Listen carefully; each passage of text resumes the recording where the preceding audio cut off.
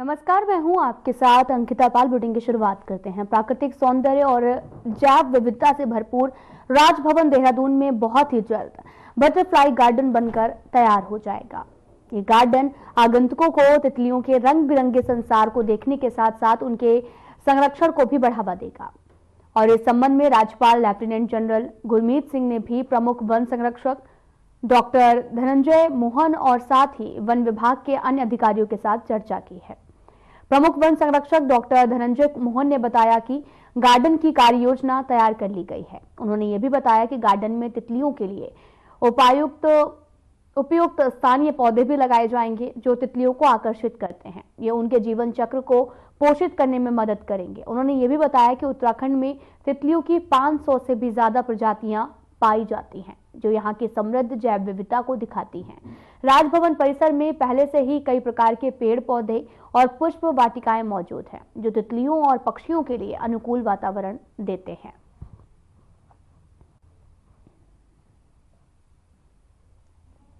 आपको बताते चले कि राज्यपाल ने वन अधिकारियों से बातचीत की है। दरअसल यहाँ पर बटरफ्लाई के लिए यहाँ पर पौधे भी लगाए जाएंगे। तितलियों के लिए पौधे जो हैं वो लगाए जाएंगे जिन्हें बटरफ्लाई जो हैं आकर्षित करते हैं। और यहाँ पर आपको ये भी बताते चलें कि 500 से भी अधिक तितलियों की प्रजातियां पाई जाती हैं और जिन्हें एक जगह पर देखने का लोगों को मौका मिलेगा।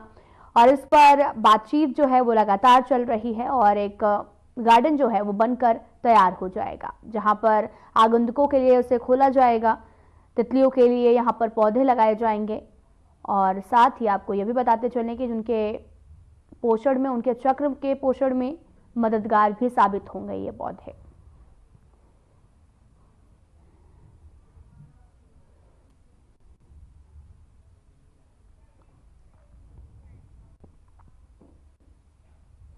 तो बड़ी खबर इस वक्त की, सीएम पुष्कर सिंह धामी का हल्द्वानी दौरा होने वाला है। जॉली ग्रांट एयरपोर्ट से हेलीकॉप्टर से करेंगे प्रस्थान। शाम 4:20 पर करेंगे प्रस्थान। बड़ी खबर इस वक्त की, शाम 5:20 पर हल्द्वानी पहुंचेंगे सीएम। राष्ट्रीय खेल समापन समारोह की तैयारियों की करेंगे समीक्षा बैठक। 14 फरवरी को सीएम तैयारियों की करेंगे समीक्षा। सीएम धामी व्यवस्थाओं का करेंगे स्थलीय निरीक्षण। बड़ी खबर इस वक्त की टीवी स्क्रीन पर, राष्ट्रीय खेल समापन समारोह की तैयारियों के लिए समीक्षा बैठक। 14 फरवरी को सीएम तैयारियों की करेंगे समीक्षा। सीएम धामी व्यवस्थाओं का करेंगे स्थलीय निरीक्षण। शाम 5:20 पर हल्द्वानी पहुंचेंगे सीएम धामी। पुष्कर सिंह धामी का यह हल्द्वानी दौरा होने वाला है। बड़ी खबर इस वक्त की टीवी स्क्रीन पर, जहां पर राष्ट्रीय खेल समापन 14 फरवरी को सीएम तैयारियों के लिए समीक्षा बैठक करेंगे। सीएम धामी व्यवस्थाओं का भी स्थलीय निरीक्षण करेंगे। सीएम पुष्कर सिंह धामी का आज हल्द्वानी दौरा होने वाला है। राष्ट्रीय खेल समापन समारोह की तैयारियों की यहां पर समीक्षा करेंगे। 14 फरवरी को सीएम तैयारियों की समीक्षा करेंगे। सीएम धामी व्यवस्थाओं का भी स्थलीय निरीक्षण करेंगे। शाम 5:20 पर हल्द्वानी दौरा होने वाला है।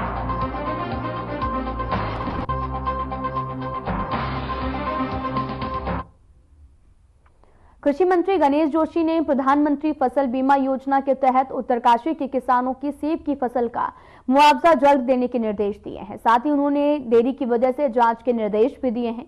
और आपको ये भी बता दें कि उत्तरकाशी के किसानों ने पिछले साल एसबीआई जनरल इंश्योरेंस कंपनी से सेब की फसल का बीमा कराया था। फसलों को नुकसान होने पर जब किसानों ने बीमा क्लेम का दावा किया तो समय पर भुगतान नहीं किया गया। कई बार शासन और विभाग से शिकायत के बावजूद कार्रवाई नहीं होने से किसान बेहद परेशान हैं। अब कृषि मंत्री ने बीते मंगलवार को विभागीय कंपनी के अधिकारियों के साथ इस समस्या के समाधान पर चर्चा की है।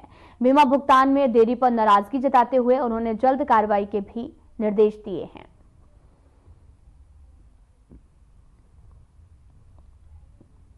आपको बताते चले कि फसल बीमा योजना में देरी हो रही है, जिसको लेकर एक बैठक का आयोजन किया गया। फसल बीमा भुगतान में देरी की बातें कही गई हैं। कृषि मंत्री ने इस पर नाराजगी भी व्यक्त की है। मुआवजा जारी करने के निर्देश भी दिए गए हैं। कृषि मंत्री ने इस पर नाराजगी भी व्यक्त की है।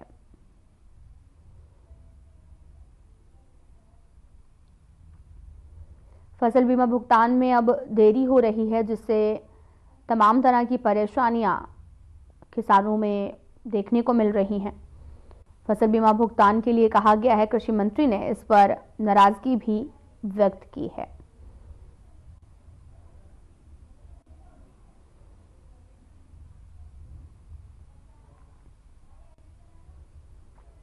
आपको बताते चले कि मुआवजा जारी करने के निर्देश दिए गए हैं।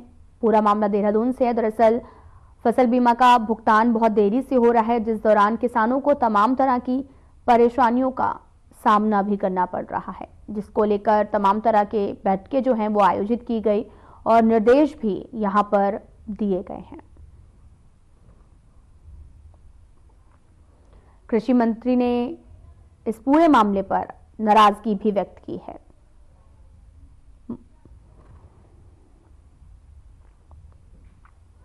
तो इस वक्त की बड़ी खबर आपको बताते चलें कि उत्तराखंड के 3 दिवसीय दौरे पर हैं यूपी के सीएम योगी भतीजे की शादी में होंगे शामिल। अपने पैतृक गांव पंचूर के कार्यक्रमों में लेंगे भाग। आज शाम 5 बजे अपने पैतृक गांव पहुंचेंगे सीएम योगी। 6 फरवरी को किसान मेले में होंगे शामिल। 7 फरवरी को कई कार्यक्रमों में लेंगे हिस्सा। बड़ी खबर इस वक्त की टीवी स्क्रीन पर आपको बताते चले कि सीएम योगी आदित्यनाथ उत्तराखंड के 3 दिवसीय दौरे पर हैं और यहां पर सीएम योगी भतीजे की शादी में शामिल होंगे और अपने पैतृक गांव पहुंचे हैं। आपको बताते चले कि शाम 5 बजे अपने पैतृक गांव पहुंचेंगे सीएम योगी। 6 फरवरी को किसान के बीच में पहुंचेंगे। उत्तराखंड के 3 दिवसीय दौरे पर हैं सीएम योगी आदित्यनाथ।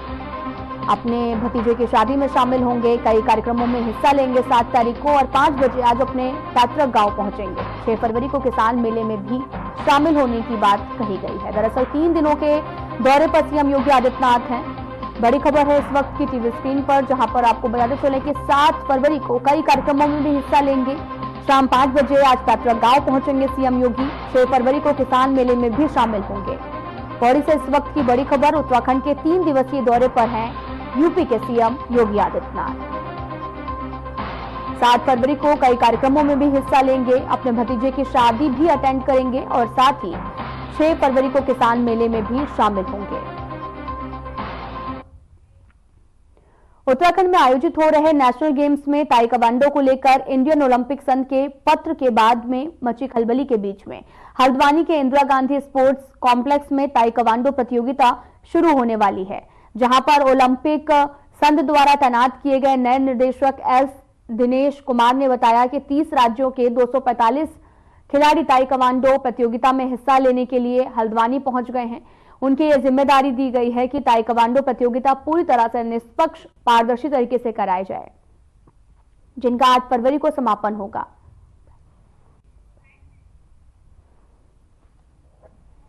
आपको बताते चले कि उत्तराखंड में आयोजित हो रहे हैं नेशनल गेम्स और इस दौरान शुरू होगी ताइक्वांडो की प्रतियोगिता।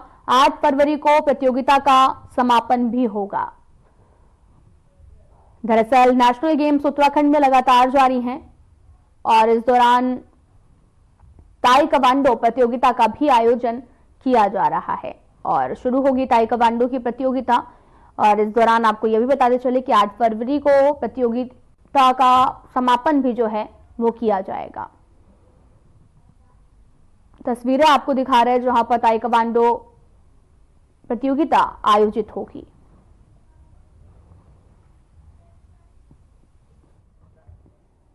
Go with the rule. We are not going to disturb any athletes, their preparation. Our motto is to conduct the competition smoothly.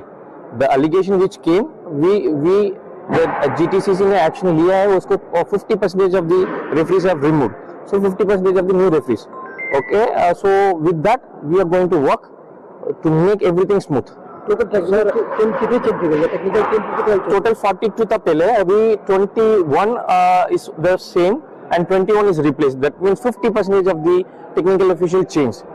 So though it will ensure if anything is fixed, because they have a complaint, if anything is fixed, that will not be followed, because already the 50% of the referee officials have been changed. In my point of view, it is not supposed to be in any sport. That's why PMC ने decide किया था उसको change करने के लिए, and they have appointed me and they have trust on me. I just want to keep their trust. I want all the thing to go fair, okay, as per WT rule, and I don't want to make anything against the rule. So I assure you, everything will go as per rule, everything will go fair, and competition will go exactly. We will keep the motto of this national game. Dehradun नगर निगम के कर अनुभाग ने house tax जमा नहीं करने करीब वाले 15,000 commercial house tax धारकों को नोटिस जारी किया है। इनमें से 460 बड़े बकायेदार हैं और जबकि 50 से 1 लाख रुपए तक के टैक्स धारकों की संख्या लगभग 3,000 है। नगर आयुक्त नमामि बंसल ने सख्त लहजे में कहा कि बकायेदारों को अवशेष राशि पर 12% जुर्माना जमा करना होगा। इसके अलावा चालू वित्तीय वर्ष का टैक्स जमा करने पर 20% तक की छूट दी जाएगी और कर अनुभाग ने भी इस वित्तीय वर्ष में 60 करोड़ रुपए हाउस टैक्स एकत्रित करने का लक्ष्य रखा है। वर्तमान में 36 करोड़ रुपए की राशि पर अनुभाग के खाते में जमा हो चुकी है। नगर आयुक्त ने बकायेदारों से भी अपील की कि वे जल्द ही कर जमा करें ताकि आवश्यक कार्रवाई से बचा जा सके।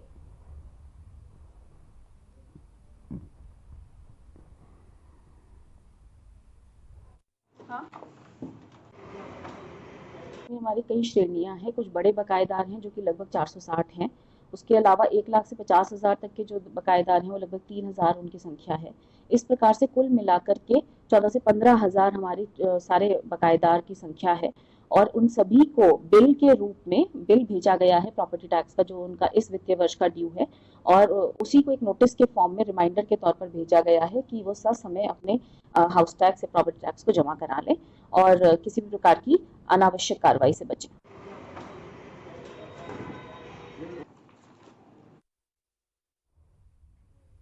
गौला नदी के सैकड़ों खनन वाहन स्वामियों ने गौला खनन मजदूर उत्थान समिति के बैनर तले आपको बता चले कि बेदी पड़ाव क्षेत्र में महापंचायत स्टोन क्रशरों द्वारा रेट निर्धारित करने की मांग को लेकर की गई है। इस दौरान गौला खनन मजदूर उत्थान समिति के अध्यक्ष रमेश चंद्र जोशी ने कहा कि पहले किए गए वादों के अनुसार सरकार ने खनन द्वारों पर जो है वो धर्म काटे और सीसीटीवी कैमरे लगाए हैं, लेकिन स्टोन क्रशरों की नीतियों के विरोध में फिर से आंदोलन का रुख करना पड़ रहा है और पूर्व में प्रशासन के समक्ष स्टोन क्रशर संचालकों से हुए समझौते में क्रशरों ने 29 रुपए रेट निर्धारित करने के बावजूद 23 रुपए दिए हैं।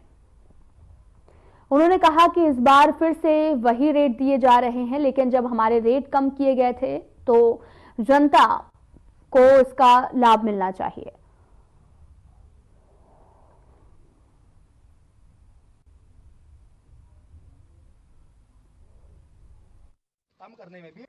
एक्चुअली सबसे बड़ी समस्या क्या है कि क्रशर स्वामियों ने वाहन स्वामियों को ऐसा समझ लिया है कि जैसे वो उनसे भीख मांग रहे हैं। ये लगातार इनका हर बार का एक नया सिस्टम है। जैसे पिछले साल 33 रुपए रेट खुला था, तो क्रशर स्वामियों ने 33 रुपए के रेट को लाते 29 रुपए और 29 रुपए 50 पैसे में ला दिया। पिछली बार क्रशर स्वामियों की ओर से एक पत्र हमें दिया गया जिसमें उन्होंने कहा कि भाई हमारा जो आखिरी रेट होगा उस रेट पर हम रेट दे पाएंगे आपको। हमने उप जिलाधिकारी और तहसीलदार महोदय और सिटी मजिस्ट्रेट के समक्ष ये तय हुआ। उसके बाद भी हमने रेट 29 रुपए 50 पैसे और 29 रुपए ले लिया, लेकिन क्रशर स्वामियों की ऐसी हरदमिता है और उनकी अपनी यूनियन 10-12 लोगों की छोटी यूनियन है, वो लोग अपना तय कर लेते हैं और उन्हें 29 रुपए से वो रेट लाते 21 रुपए में लाकर खड़ा कर दिया। और क्या है इसमें पूरा? देखिए, इस बार जो है हमारा आंदोलन का कोई मूड नहीं था। सरकार हमारी हर मांगों को पूरे करते हुए जा रही थी। हमारे कांटे भी लग गए थे, सीसीटीवी कैमरे भी लग गए थे, लेकिन लास्ट में जो स्टोन क्रशर की जो नीति है वो सही नहीं हो पाने के कारण हमें फिर आंदोलन करना पड़ रहा है। फिर हमें इस महापंचायत को करना पड़ रहा है क्योंकि स्टोन क्रशर हमें उचित रेट नहीं दे पा रहा है। अपना तो उन्होंने पिछले बार हमें जो है 29 रुपए का रेट प्रशासन के सामने तय करने के बाद हम 23 रुपए के रेट में आए।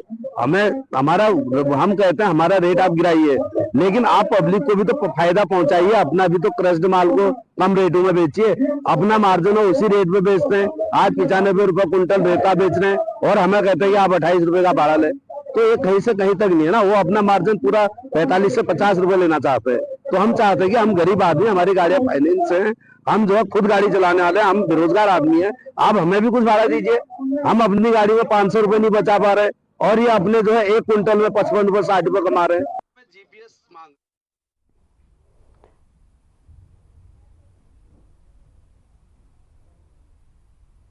हरिद्वार के भगत सिंह चौक के पास में तेज हवा के कारण एक बड़ा पेड़ गिर गया है, जिसकी चपेट में स्कूटी सवार 2 बहनें आ गई। हादसे में आंचल की मौके पर ही मौत हो गई है, जबकि उसकी बहन सोनिया गंभीर रूप से घायल हो गई है, जिसे तुरंत हायर सेंटर रेफर किया गया। दोनों बहनें टिबड़ी की रहने वाली थी और हादसा गांधी पार्क के पास हुआ। घटना की सूचना मिलते ही रानीपुर थाना पुलिस मौके पर पहुंची, राहत कार्य शुरू किया गया और पुलिस ने बताया कि पेड़ हटाने का काम जारी है और मामले की जांच की जा रही है। अस्पताल प्रशासन के अनुसार सोनिया की हालत भी नाजुक बनी हुई है।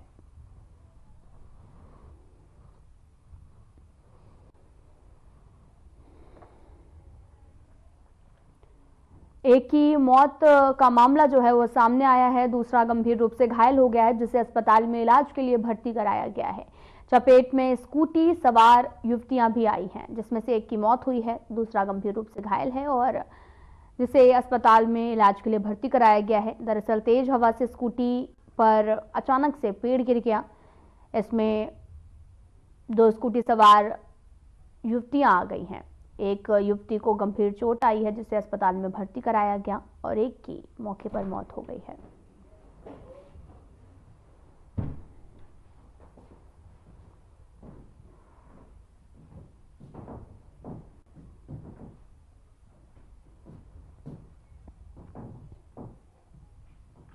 उत्तराखंड के मुख्यमंत्री पुष्कर सिंह धामी ने प्रधानमंत्री और केंद्रीय रेल मंत्री का धन्यवाद देते हुए कहा कि इस बार रेलवे के क्षेत्र में उत्तराखंड को काफी सौगात मिली है। बजट में उत्तराखंड की रेल सेवाओं को विस्तार देने, रेलवे स्टेशनों को अपग्रेड करने में अलग से जो बजट की व्यवस्था की गई है, उससे उत्तराखंड में भी रेल सेवाओं को विस्तार मिलेगा और पर्यटन की दृष्टि से भी आ रहे श्रद्धालुओं को ट्रेन से सफर करने में सुगमता मिलेगी।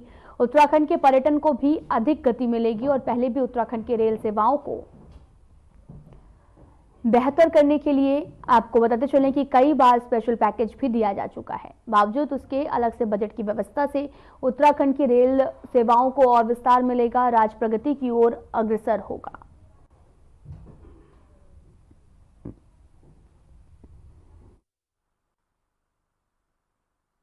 कितना बेहतर हो सकेगा? निश्चित रूप से पहले भी जो हमारे अमृत भारत स्टेशन बने हैं रेल के क्षेत्र में, हमको ऋषिकेश कर्णप्रयाग रेल लाइन पहले से हमारी निर्माणाधीन है। निर्माण की प्रक्रिया काफी आगे चल गई है। माननीय प्रधानमंत्री जी का मैं बहुत धन्यवाद करता हूं कि इस बार के बजट में भी हमको जो है विशेष रूप से ये हजारों करोड़ की जो योजनाएं दी गई है, बजट दिया गया है, वो निश्चित रूप से रेल के क्षेत्र में और बहुत अच्छा हमारा सुधार होगा। हमको बहुत तरक्की मिलेगी और राज्य के लोगों को आने वाले समय में सुविधा मिलेगी। हमारा पर्यटन प्रदेश है, लोग आस्था श्रद्धा के धामों पर आते हैं, विभिन्न स्थानों पर जाते हैं, उनको भी रेल सेवाएं आसानी से मिल पाएंगी। मैं फिर से एक बार आदरणीय प्रधानमंत्री श्री नरेंद्र मोदी जी का और रेल मंत्री श्री अश्विनी वैष्णव जी का बहुत धन्यवाद करता हूँ।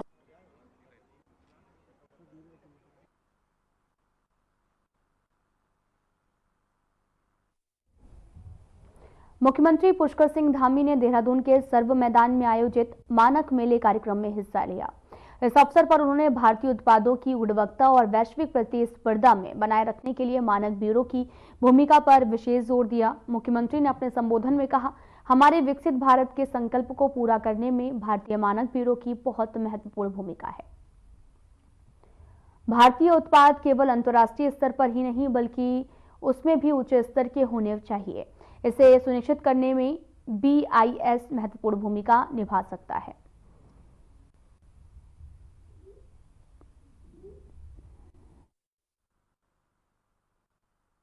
देखिए, हर चीज के स्टैंडर्ड हमारे देश के अंदर बने। हमारे देश के जो उत्पाद हैं वो अंतर्राष्ट्रीय स्तर के न बने बल्कि अंतर्राष्ट्रीय स्तर से भी आगे के बने, जिससे कि पूरे दुनिया के लोग जब भी अपने स्टैंडर्ड सेट करें वो भारत के उत्पादों के आधार पर करें। उससे हमारी अंतर्राष्ट्रीय स्तर पर साख बढ़ेगी, हमारे उत्पाद बढ़ेंगे और लोगों को भी अच्छे उत्पाद मिलेंगे। इस दिशा में बहुत सराहनीय काम हो रहा है। आदरणीय प्रधानमंत्री जी के नेतृत्व में आत्मनिर्भर भारत का जो संकल्प दिया गया है, निश्चित रूप से हमारे स्टैंडर्ड बढ़ेंगे तो हम आत्मनिर्भर भारत बनेंगे। विकसित भारत के रूप में जो हमारा संकल्प है वो हमारा पूरा होगा। इसमें भारतीय मानक ब्यूरो का बहुत बड़ा योगदान है। मुख्यमंत्री पुष्कर सिंह धामी दिल्ली में होने वाले विधानसभा चुनाव में बीजेपी प्रत्याशियों के पक्ष में प्रचार करने के बाद में देहरादून लौटे, जिसके बाद में मुख्यमंत्री पुष्कर सिंह धामी ने पत्रकारों से बातचीत करते हुए कहा कि इस बार दिल्ली में परिवर्तन देखने को मिलेगा। पिछले 10 सालों में जो वादे दिल्ली की सरकार ने किए वो सब खोखले साबित हो चुके हैं और किसी तरह का कोई भी विकास दिल्ली में नहीं हुआ। साथ ही भ्रष्टाचार के मामलों में मुख्यमंत्री, सांसद, मंत्री सभी जेल में जा चुके हैं। सभी पर न्यायालय में मुकदमे चल रहे हैं। उन्होंने कहा कि इस बार दिल्ली में भी बीजेपी की ऐतिहासिक जीत होने के साथ ही बीजेपी की सरकार बनने जा रही है।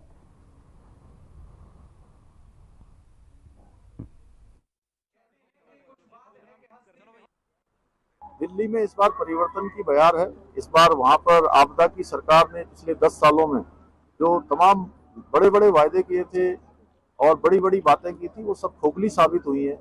10 सालों में कोई विशेष काम वहां पर हुआ नहीं है। इस यमुना जी की सफाई नहीं हुई, दिल्ली प्रदूषण मुक्त नहीं हुई, मोहल्ला क्लिनिक खुले नहीं, उल्टा घोटाले हो गए, घपले हो गए। भ्रष्टाचार के मामलों में उनके मंत्री, मुख्यमंत्री, उप मुख्यमंत्री, सांसद सभी जेल में गए हैं और सभी के ऊपर अभी भी जो है न्यायालय में मुकदमे चल रहे हैं। निश्चित रूप से देश के अंदर लोग डबल इंजन की सरकारों को आज प्राथमिकता दे रहे हैं। विधानसभा स्थित सभागार कक्ष में कौशल विकास मंत्री सौरभ बहुगुणा ने आईटीबीपी द्वारा कौशल विकास विभाग में युवाओं को प्रशिक्षण एवं रोजगार उपलब्ध कराने के संबंध में समीक्षा बैठक की है। मंत्री ने कहा कि कौशल विकास विभाग आईटीबीपी द्वारा प्रदेश के युवाओं को प्रशिक्षण एवं रोजगार उपलब्ध किए जाने के लिए कार्य योजना पर कार्य किया जा रहा है, जिसमें आईटीबीपी द्वारा युवाओं को राफ्टिंग एवं माउंटेनियरिंग जैसे साहसी खेलों में प्रशिक्षण दिया जाएगा। प्रशिक्षित युवाओं को रोजगार भी प्रदान किया जाएगा। कौशल विकास मंत्री ने कहा कि प्रदेश में इस तरह की यह पहली पहल की जा रही है, जिसमें युवाओं को प्रशिक्षण के साथ साथ रोजगार भी उपलब्ध किए जाने के विभाग आईटीबीपी के साथ पहल कर रहा है। उन्होंने कहा कि 16 युवाओं के बैच के प्रशिक्षण पर होने वाला व्यय जो है वो कौशल विकास विभाग द्वारा वहन किया जाएगा, जबकि युवाओं को प्रमाण पत्र, रोजगार हेतु प्लेसमेंट देने का कार्य आईटीबीपी द्वारा किया जाएगा।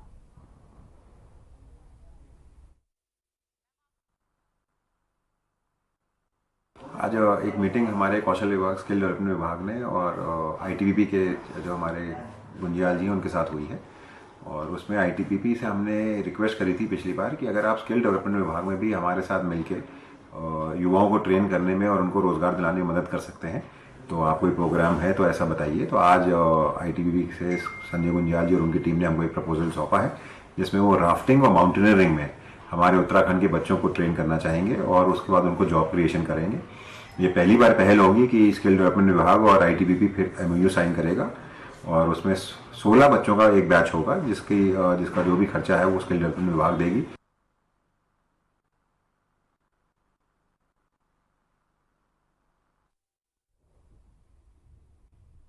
उत्तराखंड सरकार में खेल मंत्री रेखा आर्या अल्मोड़ा के हेमवती नंदन बहुगुणा स्टेडियम पहुंची। यहां पर 38वें नेशनल गेम्स योगासन प्रतियोगिता के दौरान अव्यवस्थाओं पर उपजे सवाल को लेकर मंत्री ने कहा कि जो भी खिलाड़ी बीमार हुए हैं वो यहां पर अल्मोड़ा पहुंचने के कारण नहीं बल्कि वो पहले से ही बीमार थे। खिलाड़ी अल्मोड़ा आने से बहुत खुश हैं, वो दोबारा से अल्मोड़ा आना चाहते हैं और पत्रकारों के विवाद वाले सवाल पर कहा कि कुछ लोग नहीं चाहते थे कि नेशनल योगासन गेम्स अल्मोड़ा में हो, इसलिए वो लोग बेवजह ऐसी बातें कर रहे हैं।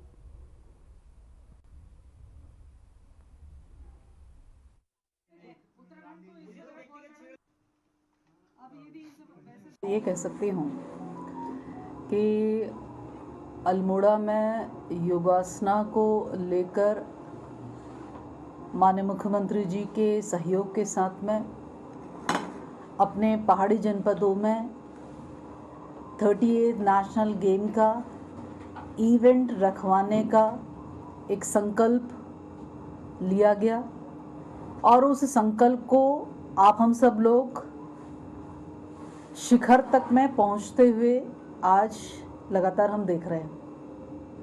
निश्चित रूप से पहाड़ों पर चाहे वो कोई सी भी खेल एक्टिविटी हो या कोई और भी ऐसी कोई चीज़ हो, जब पहुंचाई जाती है तो बहुत लोगों को ये लगता है कि ये व्यवस्था केवल मैदान तक सीमित रहनी चाहिए। फिलहाल में इतना ही। नमस्कार।